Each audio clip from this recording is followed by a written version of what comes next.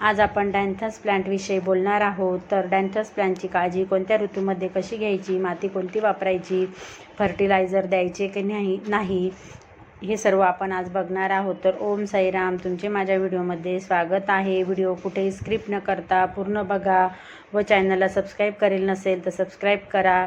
डॅन्थस हे plant winter सीझनमधील आहेत. हे प्लांट विंटर सीझनमध्ये भरपूर फ्लावरिंग करतात. प्लांटला समर सीझनमध्ये कोणती काळजी घ्यायची किंवा आपल्या गार्डनमध्ये हे कायमस्वरूपी राहील, त्यामुळे उन्हाळ्यातही त्याला भरपूर फुले येतील, त्यासाठी काय करायचे, प्लांटला जे सुकलेली फुले असतात ते तुम्ही नेहमी काढत चला. त्यामुळे प्लांट हेल्दी पण राहील किंवा त्याची नवीन ग्रोथ होत राहील.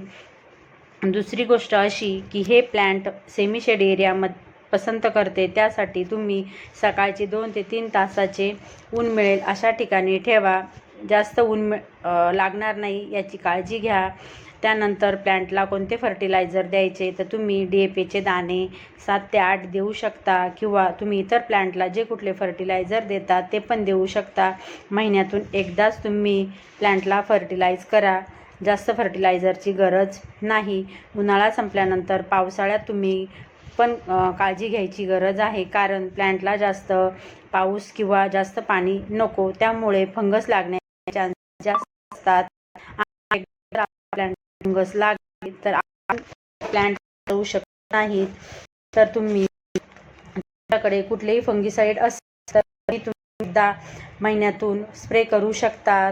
मे जूनमध्ये सुद्धा भरपूर फ्लावरिंग होत असते, तर तुम्ही हे प्लांट सीड्सपासून सुद्धा ग्रो करू शकता किंवा कटिंगपासून सुद्धा ग्रो करू शकता. यामध्ये भरपूर असे वेगवेगळे कलर्स आहेत. तुम्हाला हे प्लांट जर कटिंगपासून ग्रो करायचे असेल तर तुम्ही या महिन्यामध्ये ग्रो करू शकता. चांगले ग्रो होईल याच्यासाठी माती ड्रेन होईल अशी वापरा. 40% गार्डन माती, 40% वाळू, 20% कोकोपीट, निमखली, शेणखत 20% एकत्र करून तुम्ही यामध्ये कटिंग लावू शकता.